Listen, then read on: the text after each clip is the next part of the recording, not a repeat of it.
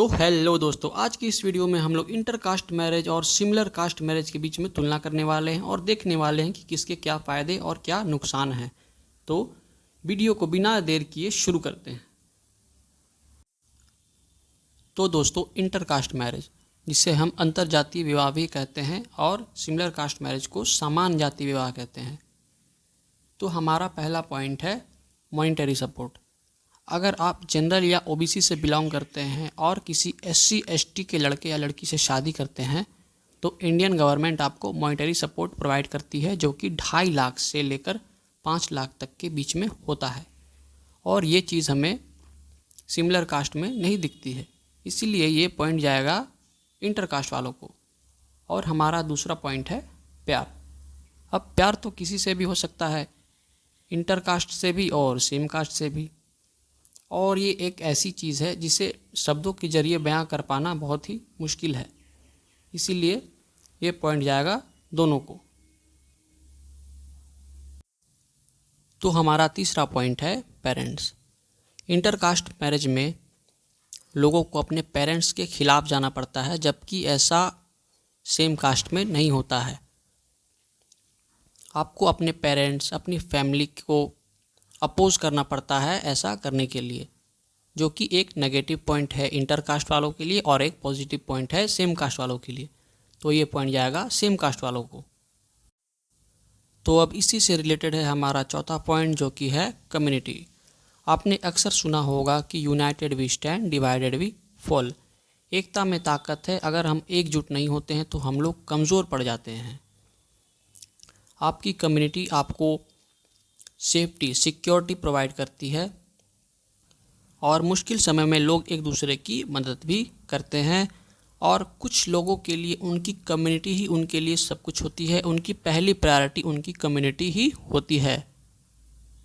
तो और वो ये बिल्कुल नहीं चाहते हैं कि उनकी बिरादरी के लोग किसी और बिरादरी से जाके अपना रिश्ता जोड़े, और अगर वो ऐसा करते हैं तो वो उनका पूर्ण रूप से विरोध भी करते हैं, जो उनके लिए बिल्कुल भी अच्छा नहीं होता है। और अगर आप इंटर कास्ट के लिए जाते हैं तो कुछ केसेस में आपको आपकी कम्युनिटी निकाल भी सकती है, जो कि आपके लिए बिल्कुल भी अच्छा नहीं है। तो ये पॉइंट जाएगा सेम कास्ट के लिए। तो अब पांचवा पॉइंट है डिफरेंट ट्रेडिशन। हो सकता है कि दोनों परिवारों के ट्रेडिशन एक दूसरे से मैच ना करते हों, दोनों के ट्रेडिशन अलग हों, दोनों की मान्यताएं अलग हों, तो ये पॉइंट जाएगा आपको सेम कास्ट वालों को। अब हमारा छठा पॉइंट, जो हमारा आखिरी पॉइंट होने वाला है, वो है कास्टिसिज्म। इंटर कास्ट मैरिज कास्टिसिज्म को सपोर्ट नहीं करती है, वो इक्वालिटी को सपोर्ट करती है और ऊंच नीच, छुआछूत जैसे हीन भावनाओं को भी ख़त्म करती है। तो ये वाला पॉइंट डेफिनेटली जाएगा इंटर कास्ट वालों को। तो दोस्तों, अब आप देख सकते हैं कि दोनों को 3-3 पॉइंट्स मिले हैं और ये हो चुका है टाइट। तो अब ये आप पर ही डिपेंड करता है, टोटली आप पर ही डिपेंड करता है कि आपकी क्या प्रायोरिटीज़ हैं, उस हिसाब से आप अपना कदम उठाएं। वैसे हिंदू धर्म में अंतर्जातीय विवाह को वर्जित माना गया है और हमारे शास्त्र ये कहते हैं कि अंतर्जातीय विवाह से जो संतानें उत्पन्न होती है वो वर्ण संकरी होती है, उनकी नस्लें खराब हो जाती हैं, जो कि वर्ण व्यवस्था के लिए अच्छा नहीं है।